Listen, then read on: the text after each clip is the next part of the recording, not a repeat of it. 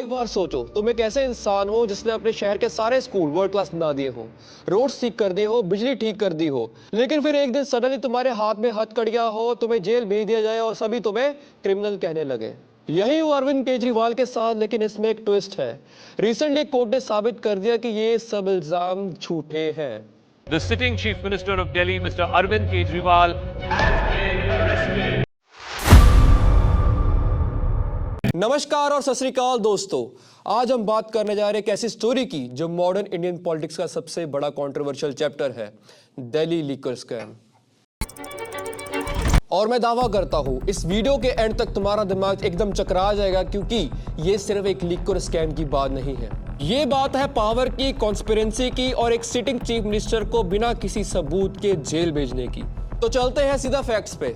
2021 में आप गवर्नमेंट ने दिल्ली में एक एक्साइज पॉलिसी इंट्रोड्यूस की। उसका गोल क्या था? लिक्वर की रिटेल मॉडर्नाइज करो, प्राइवेट प्लेयर्स लाओ और दिल्ली का रेवेन्यू बढ़ाओ। सिंपल सी बात थी। एक्सपर्ट से कंसल्ट किया गया, लेफ्टिनेंट गवर्नर ने अप्रूव किया, सब ठीक लग रहा था। लेकिन 2022 में बीजेपी ने शोर मचाना शुरू कर दिया। कहा गया कि ये पॉलिसी एक स्कैम है और इसमें करोड़ों का घोटाला हुआ। सीबीआई और ईडी ने 40 जगह रेड मारे पूरी इंडिया में और पूरे देश और मीडिया में तहलका मच गया।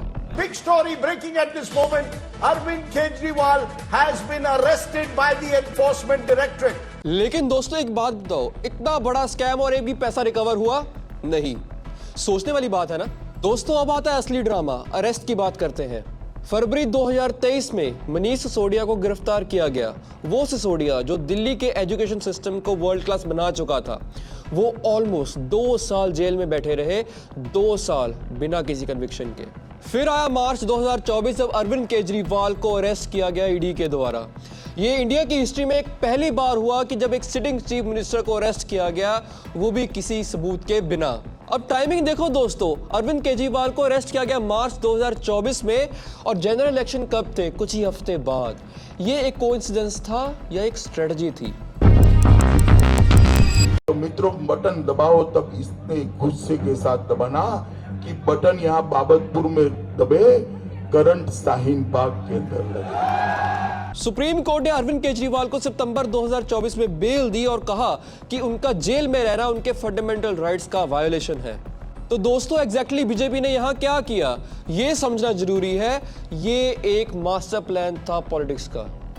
सीबीआई और ईडी का यूज करके आपके टॉप लीडर्स को इलेक्शन से पहले अरेस्ट करो। सिसोदिया गॉन, केजरीवाल गॉन, पूरी लीडरशिप जेल में या कोर्ट में। केजरीवाल की आइडेंटिटी डिस्ट्रॉय कर दो। उन्होंने अपना पूरा करियर एंटी करप्शन पे बनाया था। अन्ना हजारे मूवमेंट से आए थे। अगर उन्हें ही करप्ट बोल दो, चाहे प्रूफ हो या ना हो, वोटर का ट्रस्ट तो टूट ही जाएगा। केस को इतना लंबा खींच दो कि इलेक्शंस निकल जाए, बाद में केस क्लियर भी हो जाए तो डैमेज तो हो ही चुका है ना। और दोस्तों बीजेपी का ये प्लान काम भी कर गया। अरविंद केजरीवाल को रिजाइन करना पड़ा। और जब तक जनता अपना फैसला ना सुना दे कि केजरीवाल ईमानदार है, तब तक मैं सीएम की कुर्सी के ऊपर नहीं बैठा। और 2025 में दिल्ली में बीजेपी की सरकार फिर से आ गई और बीजेपी का ये मिशन पूरा हो गया।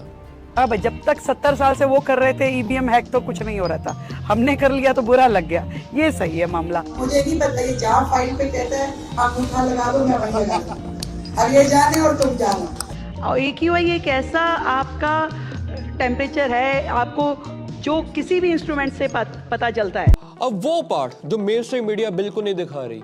27 फरवरी 2026 को, कुछ ही हफ्ते पहले, सुप्रीम कोर्ट ने एक ऐसा फैसला सुनाया जो कि भूकंप की तरह था। कोर्ट ने केजरीवाल, सिसोदिया और 23 एक्यूज को डिस्चार्ज कर दिया।